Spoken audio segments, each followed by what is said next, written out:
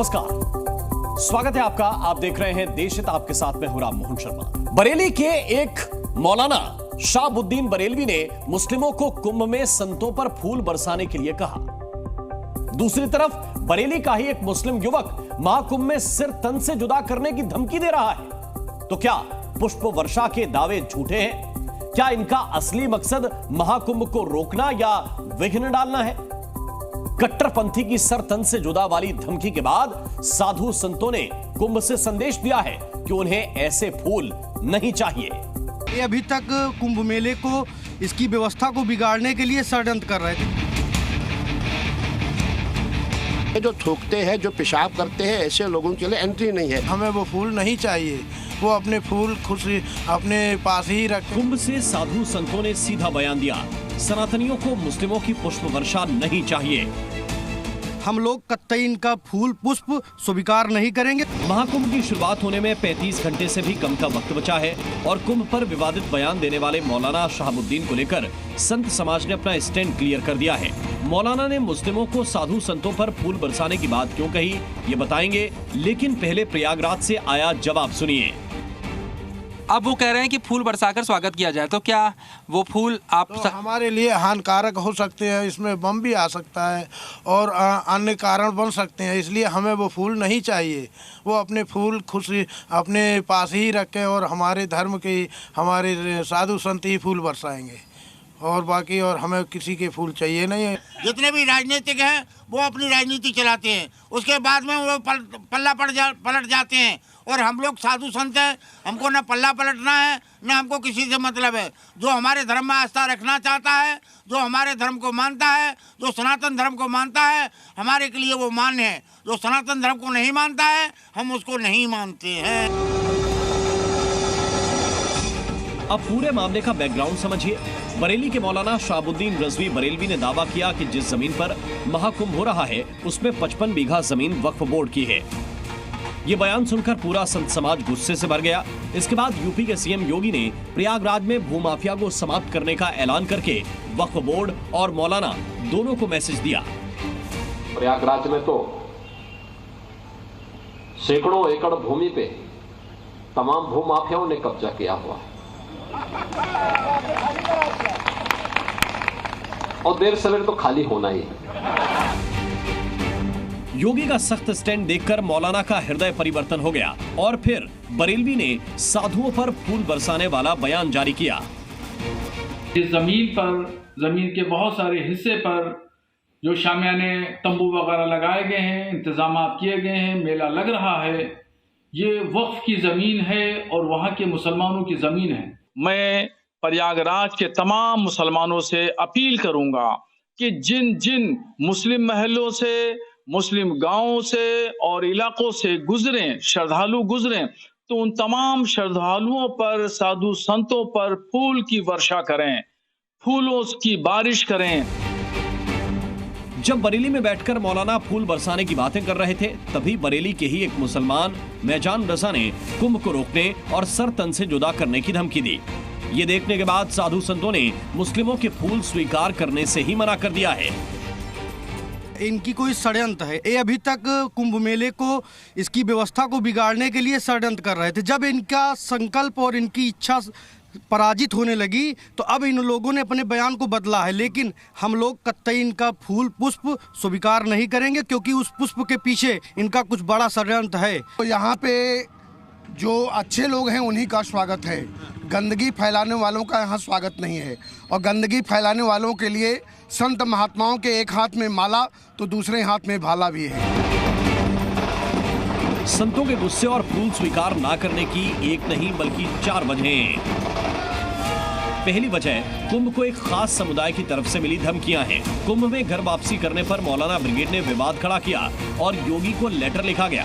साधु संतों ने हिंदुओं की शोभा यात्राओं पर पथराव करने वालों से करने पर एतराज किया और कुंभ से मुस्लिमों को दूर रखने के मुद्दे पर बेवजह बयानबाजी करके हिंदू विरोधी माहौल बनाया गया।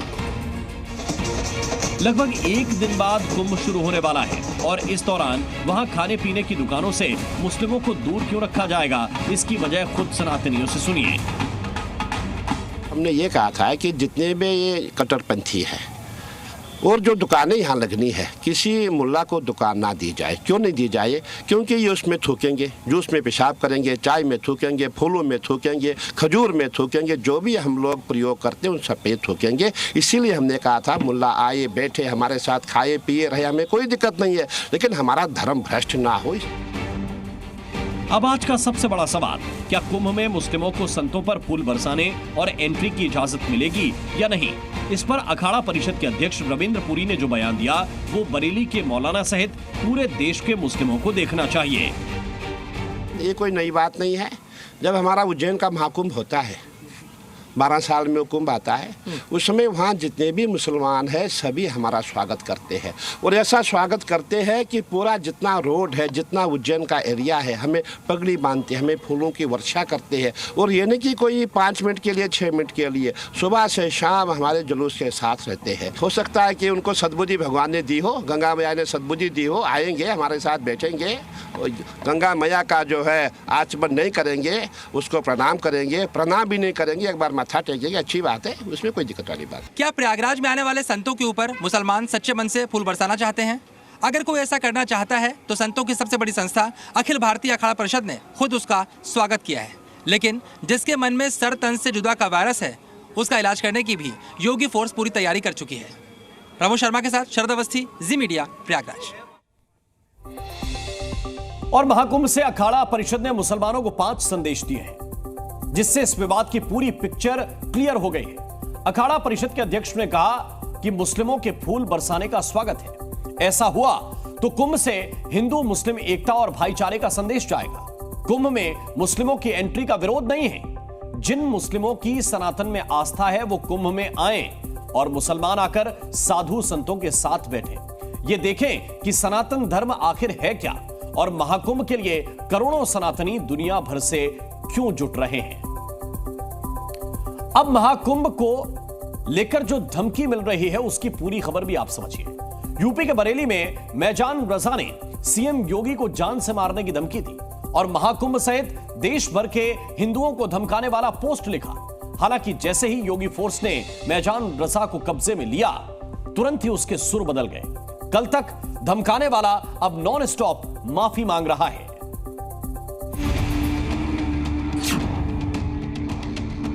कोई पोस्ट नहीं करूंगा, कभी किसी गलती हो गई साहब माफ कर दो, सबका सम्मान करूंगा साहब। योगी को जान से मारने की धमकी देने वाला थाने से लंगड़ाता हुआ बाहर निकला।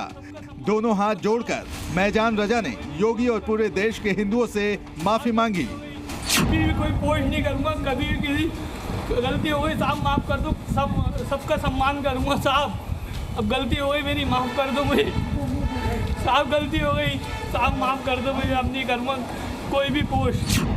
बरेली के मैजान ने फेसबुक पोस्ट करके यूपी के मुख्यमंत्री योगी आदित्यनाथ को जान से मारने की धमकी दी थी।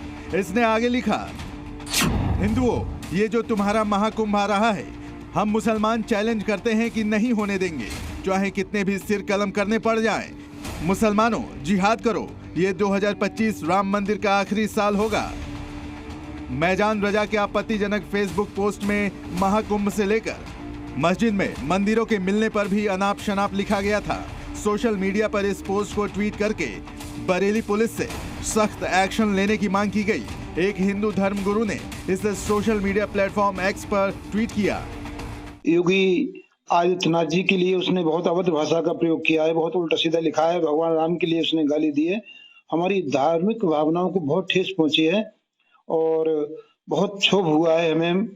और ऐसे व्यक्तियों के खिलाफ जो अराजकता फैला रहे हैं और जो दंगा कराने की साजिश में लगे हुए हैं, कठोर से कठोर कार्रवाई होनी चाहिए। धमकी भरी पोस्ट के बारे में एडीजी बरेली और यूपी पुलिस को टैग कर आरोपी के खिलाफ कार्रवाई करने की मांग हुई। इस पर पुलिस और खुफिया विभाग की टीमें अलर्ट हो गयी और शुक्रवार देर रात ही पुलिस ने आरोपी मैजान रजा को गिरफ्तार कर लिया। शनाफ असलम जो चौधरी तालाब थाना किला क्षेत्र का रहने वाला है, जिसके द्वारा दूसरे धर्म के प्रति, मंदिर के प्रति और माननीय मुख्यमंत्री जी के प्रति कुछ अपमानजनक टिप्पणी की गई थी और उसके पश्चात जब इसका कुछ लोगों ने विरोध किया तो उनके खिलाफ भी कुछ घटनाएं कृत्य की गई। इसी पर अभियोग क्राइम नंबर 16/25 पंजीकृत हुआ, जिसको अरेस्ट किया गया है। सबसे पहले मैजान रजा को गिरफ्तार करने के बाद पुलिस के साथ उसकी तस्वीर सामने आई। मैजान ने फेसबुक पर 5 आपत्तिजनक पोस्ट लिखे। पहले उसने योगी आदित्यनाथ को चैलेंज किया, धमकी देते हुए इंशाअल्लाह लिखा। फिर महाकुंभ को लेकर धमकी भरी पोस्ट की। 2025 को राम मंदिर का आखिरी साल बताया। जगह जगह मिल रहे मंदिरों पर चैलेंज किया और लड़कियों से रेप करने की धमकी दी। हालांकि फेसबुक पर बड़बोले पोस्ट करने वाला मैजान गिरफ्तार होते ही झुक झुक कर माफी मांगता दिखाई दिया। बरेली थाने से मैजान का एक वीडियो आया है जिसमें वो लंगड़ाता हुआ आगे बढ़ रहा है और बार बार अपने किए पर माफी मांग रहा है। कभी भी कोई पोस्ट नहीं करूँगा, कभी भी किसी गलती हो गई साहब माफ़ कर दो, सबका सम्मान करूँगा साहब। अब गलती हो गई मेरी, माफ़ कर दो मुझे साहब, गलती हो गई साहब, माफ़ कर दो मुझे, अब नहीं करूँगा कोई भी पोस्ट। पुलिस ने मैजान के खिलाफ कड़ी धाराओं में मुकदमा दर्ज कर जेल भेज दिया है। ऐसे मामले में आरोपियों के खिलाफ कड़ी से कड़ी कार्रवाई होनी चाहिए, क्योंकि महाकुंभ शुरू होने से पहले ऐसे आपत्तिजनक पोस्ट सामने आने के बाद किसी भी शहर का माहौल बिगड़ सकता था। इसलिए बरेली पुलिस को चाहिए कि मैजान मामले में ऐसा एक्शन ले जिसके बाद किसी भी समुदाय के खिलाफ आपत्तिजनक पोस्ट लिखने से पहले मैजान जैसे लोग 10 बार सोचें। अजय कश्यप, जी मीडिया, बरेली।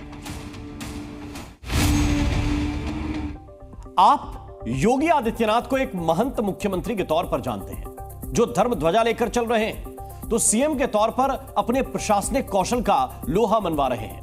लेकिन संतों को योगी में योद्धा नजर आ रहा है, वो योद्धा जिसने सनातन की सुरक्षा का बीड़ा उठाया है।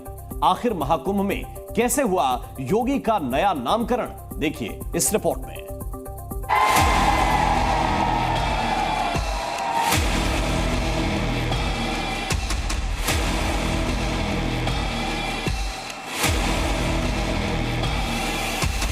धर्म के लिए मजबूती के साथ जुटने वाला योद्धा के रूप में जाना जाता है। यूपी के मुख्यमंत्री जब योगी जी हुए तो हिंदुओं का स्वाभिमान जागा। वो बंदा ना झुका है ना झुक रहा है, तो ऐसे शेर सभी जगह योगी जी का मांग किया जा रहा है, सभी जगह बुलडोजर बाबा के नाम से बुलाया जा रहा है। हिंदुत्व की धर्म ध्वजा को 7वें आसमान तक ले जाने वाला एक संत मुख्यमंत्री अब सनातन का सेनापति बन चुका है। ऐसा सेनापति जिसने हिंदू धर्म के कालजयी इतिहास को वर्तमान का गौरव और पहचान का पर्याय बना दिया। यार भारतवासी को चाहिए, उसका एक धर्म है और वह है राष्ट्र धर्म। देश सर्वोपरि है, राष्ट्र सर्वोपरि है। राष्ट्र धर्म को सर्वोपरि रखने वाले योगी को धर्म रक्षक, सनातनी सीएम, बुलडोजर बाबा के नामों से नवाजने के बाद अब संतों ने उन्हें नया नाम दिया है। संतों के लिए योगी सिर्फ नेता नहीं, योद्धा है। देश के प्रति और धर्म के लिए मजबूती के साथ जुटने वाला योद्धा के रूप में जाना जाता है। सनातन की सुरक्षा और सम्मान के लिए साधुओं का मानना है कि योगी जरूरी भी हैं और मजबूरी भी। योगी जी जैसे मॉडलों को अब सदन में और विधानसभाओं में उतरना चाहिए। योगी जी जो है वो रोल मॉडल बनेंगे ऐसे संतों के लिए जो राजनीति में आना भी चाहते हैं। एक ऐसा नेता जो ना मुश्किलों से डरता है, ना ही दुश्मनों के आगे झुकता है। तभी तो संत कहते हैं योगी रियल लाइफ पुष्पा है। झुकेगा तो नहीं और झुका नहीं है, वो खाली योगी जी नहीं, कोई हिंदू नहीं झुका है, कोई हिंदू नहीं झुका है। और इसीलिए यही कारण है कि आज हम सशक्त हैं। सनातन को भारत का राष्ट्रीय धर्म बताने वाले योगी को संतों ने योद्धा की उपाधि यूं ही नहीं दी है। योगी ने सनातन का परचम लहराया है और ऐसी जगहों पर भी लहरा दिया है जहां कुछ वर्षों पहले तक कट्टरपंथियों का राज चलता था। सनातन का गौरव लौटाकर सनातनियों में नई जान फूंकी। उनके सीएम रहते अयोध्या में भव्य राम मंदिर बना, काशी विश्वनाथ कॉरिडोर ने बनारस की तस्वीर बदल दी, भगवान कल्की की नगरी संभल में सनातन का सूर्योदय हुआ है और प्रयागराज में महाकुंभ को दिव्य और भव्य बनाया है। योगी आदित्यनाथ ने मथुरा के कायाकल्प का भी संकल्प लिया और इन्हीं वजहों से महाकुंभ में आए साधु संत योगी का गुणगान कर रहे हैं। बाबा आने से उत्तर प्रदेश उत्तम प्रदेश हो गया, जिसकी व्यवस्था खराब थी। सनातनी आस्था के महापर्व को योगी ने भव्य बनाकर संतों का दिल जीत लिया है। स्वयं के उज्जवल भविष्य के लिए और आने वाली पीढ़ी के उज्जवल भविष्य के लिए हमारे सामने एक ही मंत्र होना चाहिए, और वह है मेरा देश सुरक्षित है तो हम सब सुरक्षित हैं। एक धर्म, और वह है राष्ट्र धर्म। राष्ट्र धर्म सर्वोपरि है। उस मामले में किसी प्रकार का कोई समझौता नहीं। वैसे तो योगी जैसा कोई नहीं, न भूतो न भविष्य, मगर भगवाधारी योगी ने जो काम किए हैं धर्म के लिए, देश के लिए, प्रदेश के लिए, उन्हीं कामों ने उन्हें सबका फेवरेट बना दिया है, क्योंकि अपराध के खिलाफ बाबा जीरो टॉलरेंस की नीति रखते हैं। इसीलिए तो योगी झुकते नहीं, मिट्टी में मिला देते हैं। योगी ने यूपी में माफिया राज का खात्मा कर दिया है, भूमाफियाओं की दबंगई को मिट्टी में मिला दिया है, जमीन कब्जाने में माहिर वक्फ की दादागिरी पर कंट्रोल किया है, और तो और जिहादियों और कट्टरपंथियों पर ऐसी नकेल कसी है कि वो अपना फन भी नहीं उठा पाते। कुल मिलाकर बाबा ने सत्ता में आते अपराध के अंत की पटकथा लिखनी शुरू कर दी थी। अपराध और अपराधियों के प्रति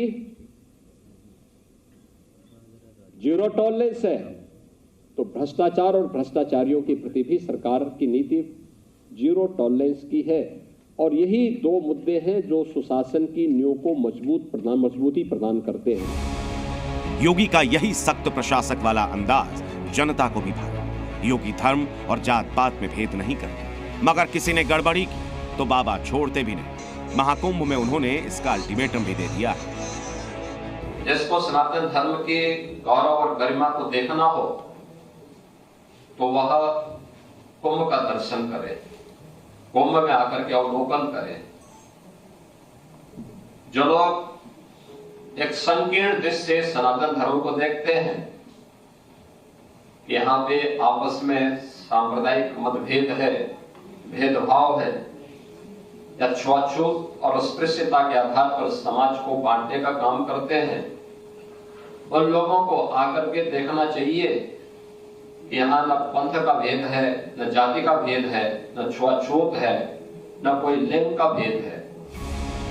सबको एक मानने वाला ही तो शासक होता है, और योगी तो अच्छा करने वालों के लिए अच्छे और गड़बड़ करने वालों के लिए खतरनाक है। आज हिंदू जो है योगी जी के शासनकाल में निर्द्वंद होता दिखाई दे रहा है। उसको एक आस जगी कि उसके साथ भी न्याय करने वाला कोई राजा बैठा हुआ है जो केवल वोट की राजनीति या तुष्टीकरण के लिए केवल एक तरफा बात नहीं करेगा। योगी जैसे चाहे वो वक्फ बोर्ड की बात हो, चाहे वो न्यूसेंस संभल में क्रिएट करने की बात हो साक्ष्यों के खिलाफ, ठीक है, वो बंदा ना झुका है ना झुक रहा है। योगी है मतलब सनातन की सुरक्षा की गारंटी, क्योंकि योगी योद्धा के तौर पर सनातन के सुरक्षा कवच है। ब्यूरो रिपोर्ट, जी मीडिया। और महाकुंभ के दौरान धर्म संसद का आयोजन भी होगा। कथावाचक देवकीनंदन ठाकुर की अगुवाई में लाखों सनातनी इस धर्म संसद में हिस्सा लेंगे। इतना ही नहीं, चारों शंकराचार्य और 13 अखाड़ों के प्रमुख भी धर्म संसद में शामिल होंगे। जानते हैं, 27 जनवरी को संगम की रेती पर होने वाली इस विराट संसद का सिर्फ एक मकसद है, सनातन को बचाना और इसके लिए सनातन बोर्ड को बनाना। आखिर कैसे पूरा होगा साधु संतों का सनातन बोर्ड बनाने का प्रण? क्या महाकुंभ के दौरान प्रधानमंत्री मोदी और सीएम योगी सनातन बोर्ड पर लगाएंगे मोहर? देखिए ये रिपोर्ट।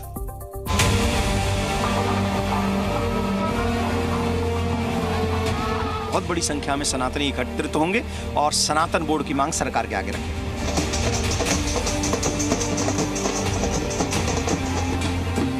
तो ये दक्षिणा होगी योगी जी की और मोदी जी की। 2 दिन बाद यानी 13 जनवरी को महाकुंभ का आगाज होगा और इसके ठीक 2 सप्ताह बाद यानी 27 जनवरी को संगम की रेती पर धर्म संसद का आयोजन होगा, जिसकी अगुवाई कथावाचक देवकीनंदन ठाकुर करेंगे।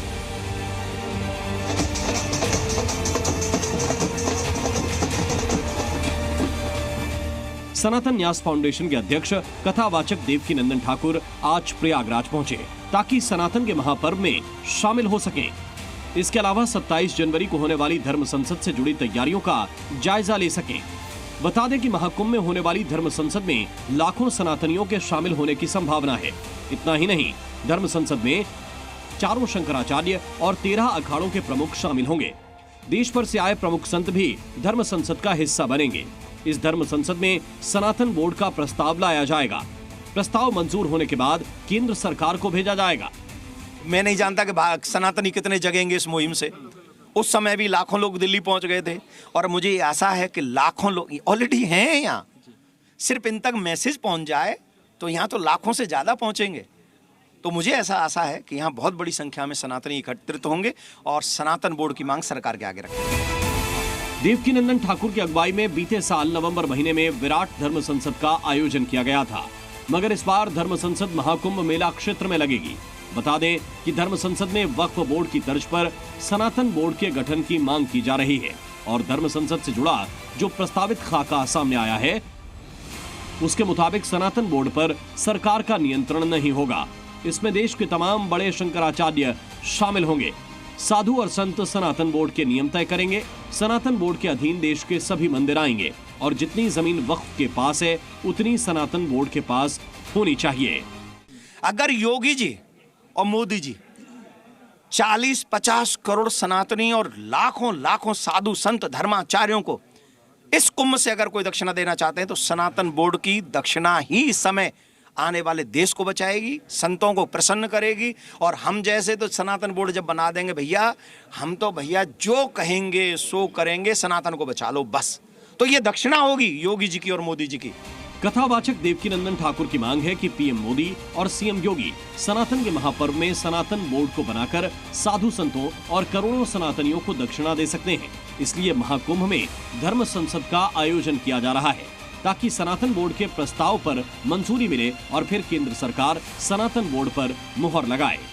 प्रयागराज से शरद अवस्थी के साथ ब्यूरो रिपोर्ट, जी मीडिया। और महाकुंभ से ठीक पहले प्रयागराज में पुष्पक कॉरिडोर शुरू हो गया है। महाकाव्य रामायण में पुष्पक विमान का जिक्र किया गया था जो पलक झपकते ही लंबी दूरी तय कर लेता था। प्रयागराज में तेज रफ्तार से पहुंचने के लिए एयरपोर्ट पर सभी सुविधाएं शुरू हो चुकी हैं।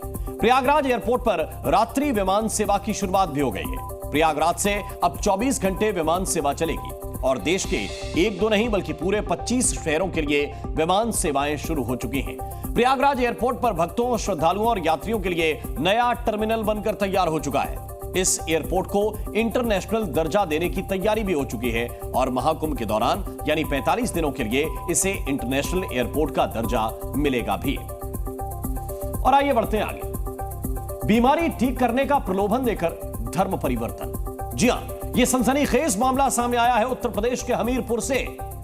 यहां हिंदू परिवार को मुसलमान बनाने की साजिश रची गई और बाकायदा घर में मजार बनवा दी गई। फिर क्या हुआ, देखिए इस रिपोर्ट में।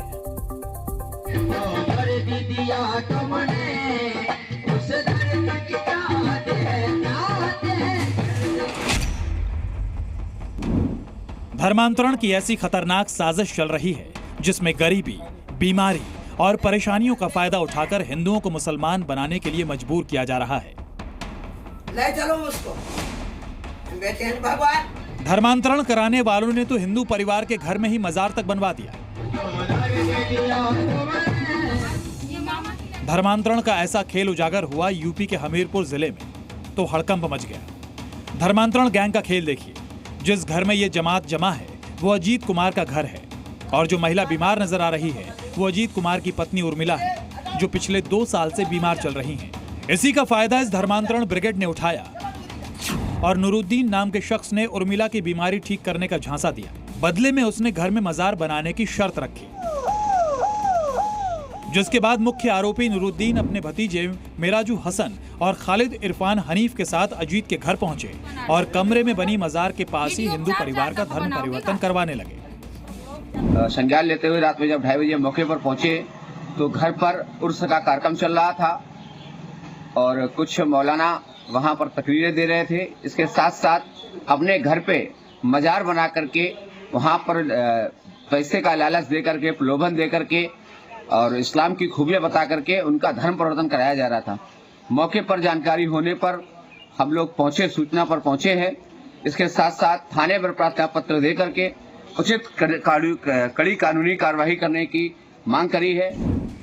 धर्मांतरण के खेल की जानकारी हिंदू संगठनों ने पुलिस को दी, जिसके बाद पुलिस ने दबिश दी तो धर्म परिवर्तन का खेल सामने आ गया। तब पुलिस ने पहले मजार पर पढ़ाए जा रहे फातिया और कव्वाली को बंद करवाया और इस मामले में पुलिस ने धर्मांतरण गैंग के 5 लोगों पर केस दर्ज किया है और 4 लोगों को हिरासत में लेकर पूछताछ की है। पुलिस द्वारा तत्काल मौके पर पहुंचकर जांच की गई और पीड़िता की तहरीर के आधार पर 5 व्यक्तियों के खिलाफ उत्तर प्रदेश विधि विरुद्ध धन संपरिवर्तन प्रतिषेध अधिनियम 2021 के तहत मामला पंजीकृत किया गया है। इस मामले में 4 आरोपियों को हिरासत में लेकर पूछताछ की जा रही है। इस धर्मांतरण ब्रिगेड की हिमाकत तो देखिए, जिस सूबे के मुखिया योगी आदित्यनाथ हैं, जो धर्म परिवर्तन के खिलाफ जीरो टॉलरेंस की नीति पर काम कर रहे हैं, जिसके राज में धर्म परिवर्तन करने वालों पर बुलडोजर एक्शन भी हो रहा है और धर्मांतरण के खिलाफ यूपी में बनाए गए नए कानून के तहत अधिकतम 20 साल तक की सजा है। बावजूद इसके धर्म गैंग बाज नहीं आ रही है। ब्यूरो रिपोर्ट, जी मीडिया। अरे मैं कल देखूंगा।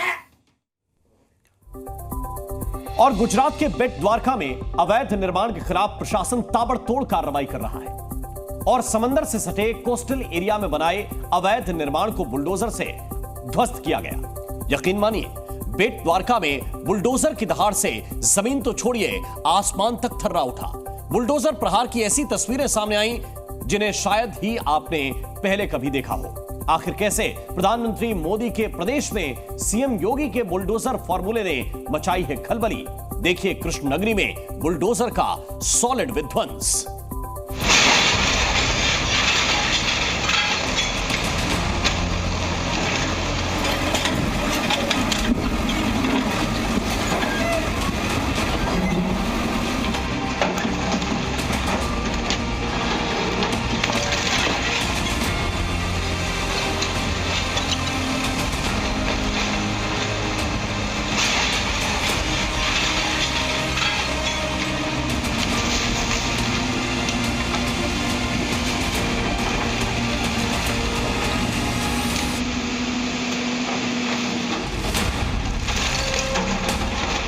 बुलडोजर विध्वंसक की ऐसी तस्वीर शायद ही आपने पहले कभी देखी हो।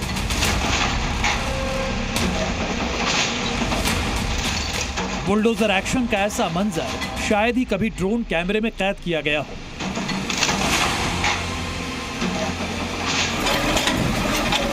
अब तक योगी राज में बुलडोजर की गरज सुनाई देती थी। बुलडोजर प्रहार की तस्वीरें भी सामने आया करती थी, मगर इस बार पीला पंजा पीएम मोदी के गढ़ यानी गुजरात में दहा, वो भी जमकर ताबड़तोड़ अंदाज में।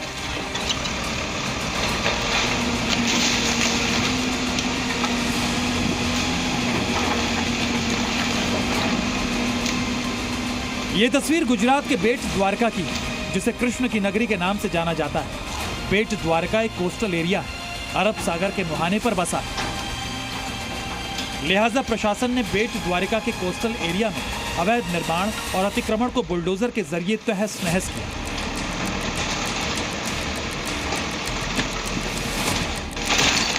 बेट द्वारका में हुए बुलडोजर एक्शन को ड्रोन कैमरे से भी रिकॉर्ड किया गया, ताकि बुलडोजर एक्शन में खलल डालने वालों की पहचान की जा सके। खैर, प्रशासन की मुस्तैदी के चलते बुलडोजर कार्रवाई के दौरान किसी तरह का विरोध तो नहीं हुआ, लेकिन ड्रोन कैमरे में बुलडोजर स्ट्राइक की हैरान करने वाली तस्वीरें कैद हैं। ड्रोन कैमरे में कैप्चर हुई इन तस्वीरों को देखिए, कैसे बुलडोजर बेट द्वारका के बालापार इलाके में चुन चुनकर मकानों को ध्वस्त कर रहा है, जमींदोज कर रहा है।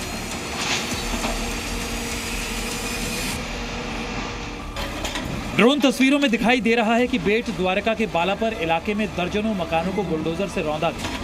और जानते हैं, इस पूरे बुलडोजर एक्शन के दौरान भारी पुलिस बल के साथ साथ एसपी, डीवाईएसपी और जिले के उच्च अधिकारी भी मौजूद रहे हैं, क्योंकि गुजरात के बेट द्वारका का बालापर इलाका अरब सागर से सटा हुआ है। इस कोस्टल एरिया में सरकारी जमीन पर अवैध निर्माण किया गया था। यहाँ से तस्करी और क्राइम जैसी गतिविधियों को अंजाम दिया जा रहा था। लिहाजा प्रशासन ने 50 से ज्यादा मकान और दुकानों को जमींदोज किया। आपको बता दें कि बेट द्वारका के इस इलाके में साल 2022 में भी बुलडोजर एक्शन हुआ था, लेकिन इस बार प्रशासन ने पूरे इलाके का फिर से सर्वे किया। अवैध निर्माण और अतिक्रमण पर खड़ी की गई संपत्तियों की निशानदेही की और इसके बाद आज बुलडोजर एक्शन का आगाज हुआ।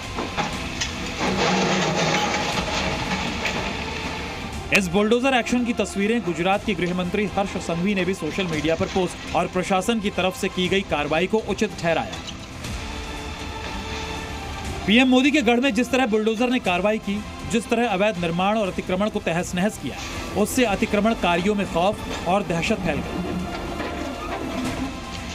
मतलब ये कि मोदी के प्रदेश में यूपी के सीएम योगी का बुलडोजर फॉर्मूला हिट साबित हुआ। बेट द्वारिका से जयदीप लखानी के साथ ब्यूरो रिपोर्ट, जी मीडिया। और कृष्णनगरी के बाद महाकाल नगरी यानी उज्जैन में भी बुलडोजर चला।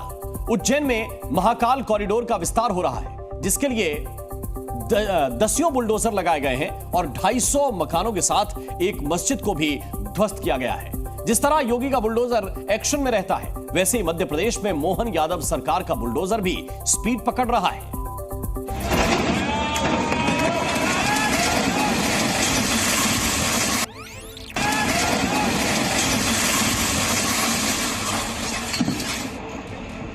महाकाल नगरी में बुलडोजर का रौद्र अवतार दिखा। उज्जैन की तकिया मस्जिद के पास बुलडोजर ने ऐसा पंजा मारा कि सब कुछ धुआं धुआं हो गया। तकिया मस्जिद और 250 अवैध मकानों को गिराने के लिए बुलडोजर और पुलिस दोनों का फुल इंतजाम किया गया।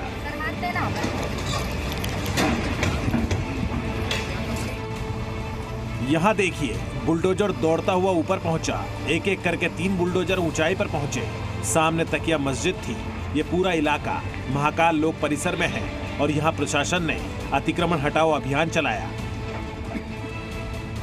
इन सभी बुलडोजरों ने मिलकर काम करना शुरू किया तो कुछ मिनटों के बाद ही मस्जिद का पूरा स्ट्रक्चर समाप्त हो गया। एक तरफ मस्जिद को हटाया जा रहा था, साथ ही साथ आसपास के इलाके में 250 से ज्यादा अवैध मकानों को गिराने का काम चलता रहा।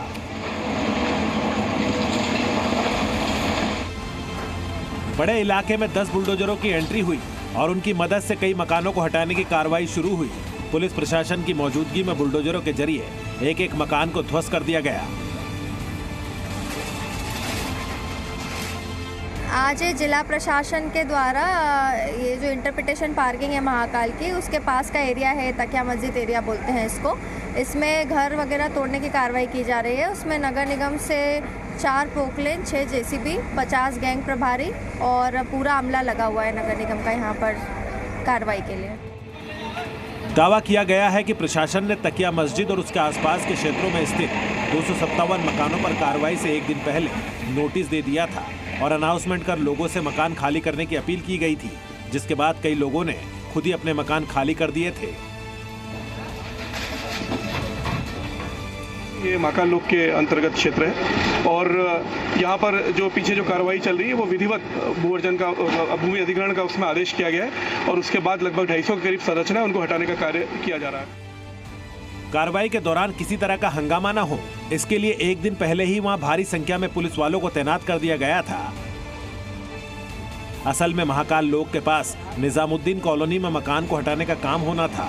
मस्जिद और बाकी इमारतों पर कार्रवाई से पहले सबको बताया गया, पर इसके बाद भी सुरक्षा बनाए रखने के लिए हैवी पुलिस फोर्स तैनात रही।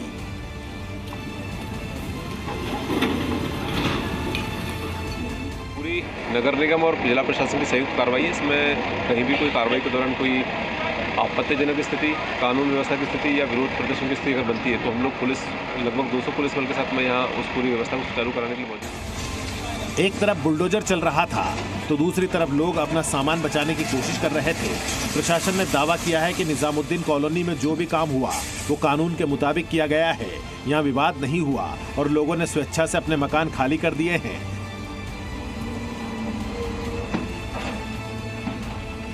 यहाँ बुलडोजर चलाने के लिए सभी आदेश पहले ही जारी कर दिए गए थे और जिन मकानों पर कोर्ट ने स्टे दिया था उनके अलावा बाकी सभी हटा दिए गए। आगे चलकर इस जमीन पर पार्किंग और दूसरे कंस्ट्रक्शन किए जाएंगे। एक ही दिन में 250 मकान ध्वस्त किए गए और इस एक्शन को मोहन सरकार की अब तक की सबसे बड़ी बुलडोजर कार्रवाई बताया जा रहा है। ब्यूरो रिपोर्ट, जी मीडिया।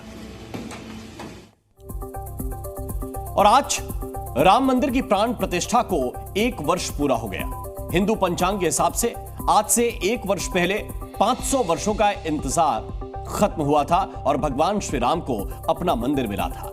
योगी आदित्यनाथ आज अयोध्या में थे। सनातन का सबसे बड़ा मेला महाकुंभ लगने जा रहा है और उससे ठीक पहले योगी आदित्यनाथ ने रामलला का आशीर्वाद दिया, उनकी पूजा की। महाकुंभ के शुभारंभ से पहले योगी आदित्यनाथ की श्री राम पूजा देखिए। योगी आदित्यनाथ ने आशीर्वाद में रामलला से क्या मांगा, इस स्पेशल रिपोर्ट में आपको बताते हैं।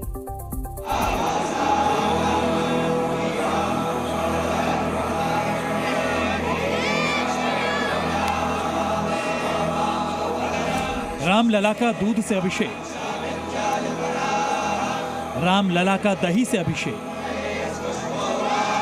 रामलला का अलौकिक श्रृंगार, राम मंदिर की अद्भुत सुंदरता। रामलला की अयोध्या फिर से जगमगती, हर तरफ राम नाम की गूंज थी। अवसर था रामलला की प्रतिष्ठा द्वादशी का। रामलला की प्राण प्रतिष्ठा की वर्षगांठ के मौके पर योगी आदित्यनाथ ने रामलला के दर्शन किए। मुख्यमंत्री योगी आदित्यनाथ ने रामलला को दंडवत प्रणाम किया। नए भारत का नया उत्तर प्रदेश है तो नए उत्तर प्रदेश की नई अयोध्या अपने तीर्थ होने के गौरव के साथ पूरे देश को अपने साथ जोड़ रही है। राम मंदिर निर्माण के लिए योगी आदित्यनाथ ने जितनी तपस्या की, उतनी ही तपस्या वो अयोध्या को भव्य स्वरूप देने के लिए भी कर रहे हैं। आज की अयोध्या और 2 साल पहले की अयोध्या में जमीन आसमान का फर्क है। अब अयोध्या में सनातन का पुरातन वैभव चमक रहा है। मर्यादा पुरुषोत्तम श्री राम की नगरी आदर्श राम राज्य की तस्वीर भी पेश कर रही है। अयोध्या को अपना इंटरनेशनल एयरपोर्ट मिल चुका है। अयोध्या का भव्य रेलवे स्टेशन बन चुका है। राम मंदिर जाने वाली सड़कें अब चौड़ी हैं। अयोध्या में अब मल्टी लेवल पार्किंग है। एक अनुमान के मुताबिक अयोध्या के विकास के लिए 30,000 करोड़ रुपए खर्च किए गए हैं और ये खर्च राज्य और केंद्र ने मिलकर किया है। अयोध्या सोलर सिटी बन चुकी है। हमारी अयोध्या देश की पहली सोलर सिटी बन चुकी है।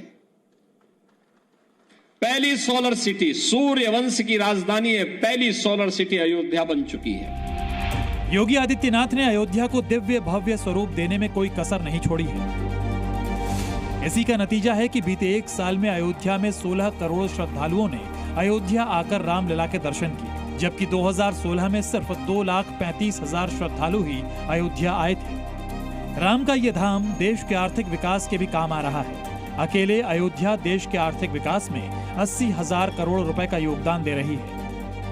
अयोध्या के विकास की गति यह रही कि सरकार के इन्वेस्टमेंट यानी इंफ्रास्ट्रक्चर के निवेश के चलते तमाम लोगों ने आकर के वहां जमीन खरीदी और अयोध्या नए ढंग से बसने की एक जगह लोगों को पता चली। धार्मिक ही नहीं, आसपास की जो भी जगह है उन सबको महत्व मिला और योगी आदित्यनाथ ने बाकायदे अयोध्या और लखनऊ को केवल नहीं जोड़ा बल्कि अयोध्या को एयर से कनेक्टिविटी से इस तरह कनेक्ट किया कि आज अयोध्या जाना, अयोध्या पहुंचना, अयोध्या में काम करना, किसी के लिए निवास करना बहुत अच्छा संदेश है। योगी आदित्यनाथ न सिर्फ सनातन के वैभव को लौटा रहे हैं, सनातनियों को भी एकजुट कर रहे हैं। अयोध्या की धरती से योगी आदित्यनाथ ने दुनिया भर के सनातनियों को एकता का नया मंत्र दिया है। वे कौन सी परिस्थितियां थी कि समाज बटा हुआ था और हमारे पूज्य आराध्य देव स्थल अपमानित हो रहे थे। अगर हम जाति के नाम पर और तमाम अन्य वादों के आधार पर विभाजित रहेंगे तो इस प्रकार की अपमानजनक स्थितियों का सामना हम सबको निरंतर करना पड़ सकता है। योगी आदित्यनाथ ने देश को याद दिलाया कि बटे थे, इसलिए हिंदुओं के देवस्थलों को अपमानित होना पड़ा था।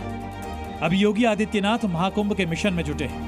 रामलला की प्राण प्रतिष्ठा के बाद से ही योगी आदित्यनाथ महाकुंभ को दिव्य स्वरूप देने में जुट गए थे, जिसका असर अब महाकुंभ नगरी में दिख रहा है।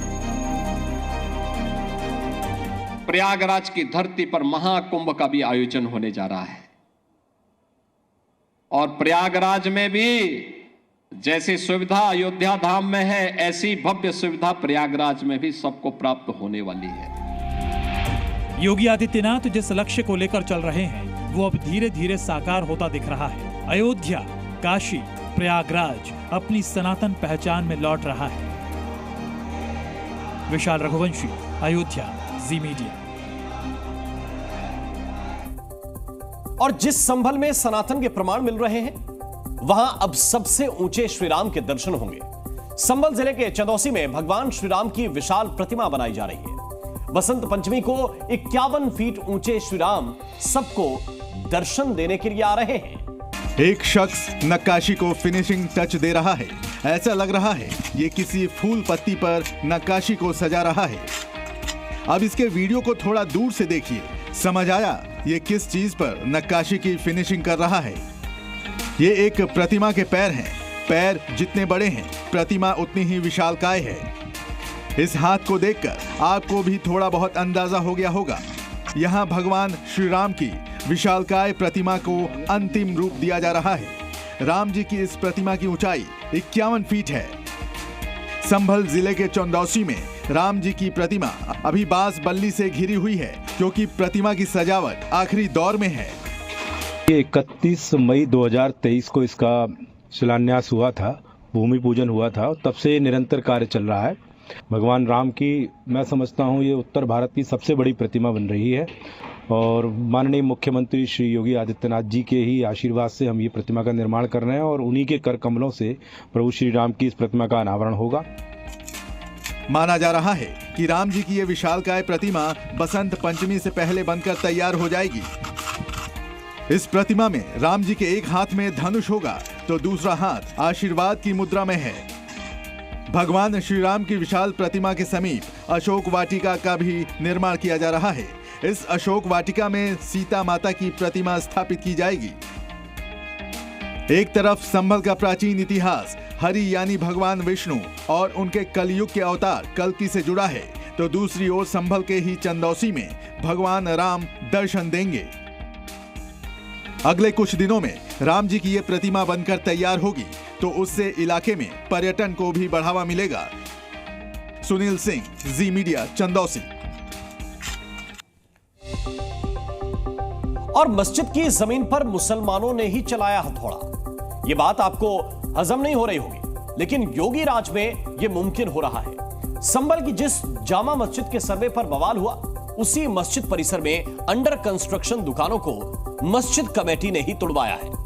तो वहीं संभल के चंदौसी में बावड़ी पर बने अवैध कब्जे पर योगी फोर्स का हथौड़ा चला है। ये रिपोर्ट आप देखिए।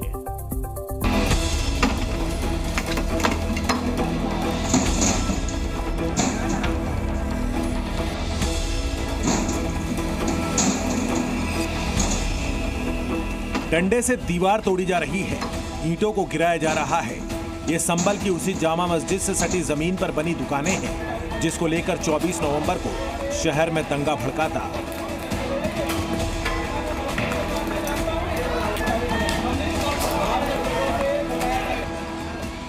बरसों पहले इन दुकानों का निर्माण पूरा नहीं किया गया, जिसके चलते ये जर्जर होती चली गईं। लेकिन संभल में बवाल हुआ तो ये दुकानें भी प्रशासन के निशाने पर आ गईं और इन्हें तोड़ने का आदेश जारी किया गया। योगी राज में प्रशासन का डर देखिए, इधर आदेश जारी हुआ, उधर मस्जिद कमेटी ने ही जर्जर निर्माण को जमींदोज करने में देर नहीं लगाई।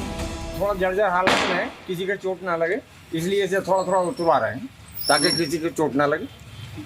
कल कोई नोटिस नहीं मिला था? ना, हमें कोई नोटिस नहीं मिला। हमारी एसडीएम साहब से मौखिक बात हुई थी काफी दिन पहले, तो उन्होंने हमसे कहा था, हमने कहा ठीक है हम उतार लेंगे। ये उतारने के बाद कोई नया निर्माण होगा क्या? ना ना, कोई नया निर्माण नहीं होगा। कितना फिलहाल कोई निर्माण नहीं होगा। योगी राज में अवैध निर्माण पर प्रशासन का बुलडोजर चल रहा है।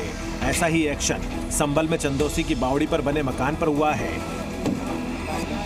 सैकड़ों साल पुरानी जिस बावड़ी को मिट्टी और कचरे के ढेर में दबा दिया गया, उसके ऊपर अवैध निर्माण कर रखा था। जिस मकान को तोड़ा जा रहा है वो बावड़ी के ठीक ऊपर बना है। इस मकान में गुलनाज का परिवार रहता था, लेकिन बावड़ी मिलने के बाद जब प्रशासन ने भारी पुलिस फोर्स के साथ अवैध निर्माण का ध्वस्तीकरण शुरू किया तो ये मकान भी रडार पर आ गया। नगर पालिका ने पहले 24 घंटे में घर खाली करने का आदेश दिया और इसके बाद अवैध मकान का वजूद मिटाने की कार्रवाई शुरू हुई। मैं इस समय बावड़ी पर मौजूद हूँ। मैं आपको दिखाना चाहूँगा कि यहाँ पर आसपास कौन कौन से मकान हैं जिनको चिन्हित किया गया है। आप देखेंगे फिलहाल जो है ये बावड़ी छटा हुआ एक ये मकान है, ये गुलनाज का मकान है जिसे प्रशासन ने चिन्हित किया है और इसको उन्होंने ध्वस्त कराए जाने के आदेश दिए हैं। फिलहाल जो है बीती रात जो है इसके मकान के जो मालिक हैं गुलनाज, उन्होंने इसको ध्वस्त कराए जाने की स्वयं कार्रवाई शुरू कर दी थी। आप देखेंगे कि ये जो बावड़ी है, इस बावड़ी जो है इस मकान के अंदर तक जा रही है। जी आप देखेंगे ये बावड़ी की दीवार है जो कि इसके अंदर जा रही थी। इस इलाके में ऐसी और भी इमारतें हैं जो बावड़ी का वजूद मिटाने के लिए खड़ी की गई हैं।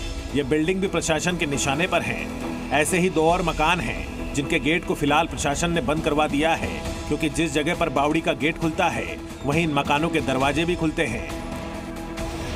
वहीं संभल में हुए पथराव और हिंसा के आरोपियों पर योगी फोर्स का शिकंजा कस रहा है। हर उस पत्थरबाज को गिरफ्तार किया जा रहा है जिसने संभल में जामा मस्जिद के सर्वे के दौरान भड़की हिंसा के वक्त योगी फोर्स पर पथराव किया था। इन पत्थरबाजों के नाम हैं दिलनवाज और असद। इनकी करतूत सीसीटीवी कैमरे में कैद हो गई थी, जिसके बाद पुलिस ने इनकी गिरफ्तारी की है। अभी तक 56 लोगों को गिरफ्तार किया गया है। इनमें से आज 2 अभियुक्तों को गिरफ्तार किया गया है जिनके नाम असद पुत्र मोहम्मद नबी निवासी कोटगरवी थाना कोतवाली संभल एवं दिलनवाज पुत्र शफीक निवासी कोटगरवी थाना कोतवाली संभल है। इन अभियुक्तों को सीसीटीवी के माध्यम से पहचान की गई है। संभल हिंसा में 4 लेडी पत्थरबाज भी शिकंजे में आ चुकी हैं, जो घर की छत से पुलिस वालों पर पत्थर फेंक रही थी। और हिंसा के मामले में अब तक कुल 55 आरोपी गिरफ्तार हो चुके हैं, लेकिन अब भी कई आरोपी फरार हैं, क्योंकि संभल दंगे में पुलिस की एफआईआर में 400 नाम है। ब्यूरो रिपोर्ट, जी मीडिया। और अब बात बुलडोजर के खौफ की। अतिक्रमण करने वालों के बीच मची दहशत की, क्योंकि जब पीले पंजे का एक्शन शुरू हुआ तो शहर शहर अवैध निर्माण करने वालों की टेंशन शुरू हो गई। यूपी से लेकर मध्य प्रदेश तक बुलडोजर कार्रवाई की तस्वीरें सामने आई हैं। ये रिपोर्ट देखिए।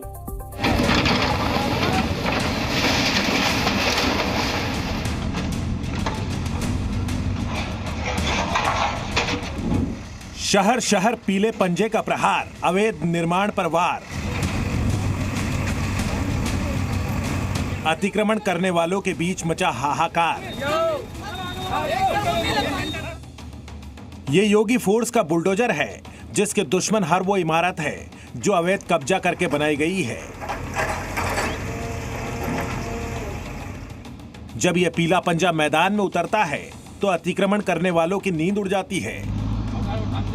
यूपी के कई शहरों में बुलडोजर ने अवैध निर्माण की नींव गिराई तो हड़कंप मच गया। कानपुर से लेकर बुलंदशहर और संभल से लेकर फतेहपुर में प्रशासन के पीले पंजे का एक्शन नजर आया।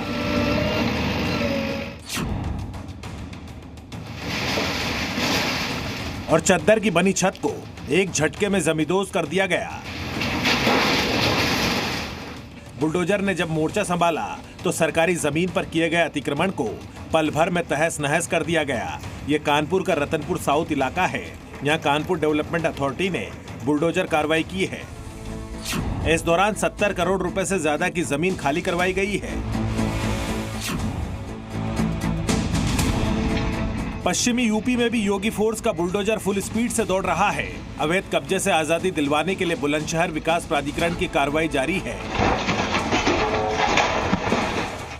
इस मुहिम के तहत ततारपुर गांव में बन रही 2 अनधिकृत कॉलोनियों पर बुलडोजर चला है। वहीं गयासपुर रोड पर 45 बीघा इलाके में बसाई जा रही 2 कॉलोनियों पर पीला पंजा चला है, जबकि पुराने जीटी रोड पर 10 बीघा में बन रही अवैध कॉलोनी के ध्वस्तीकरण की कार्रवाई की है।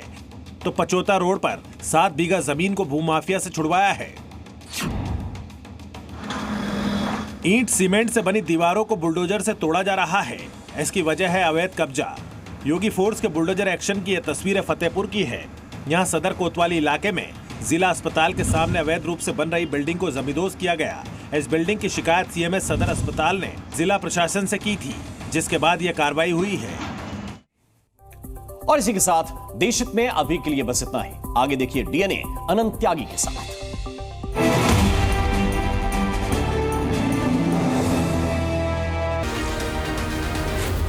जी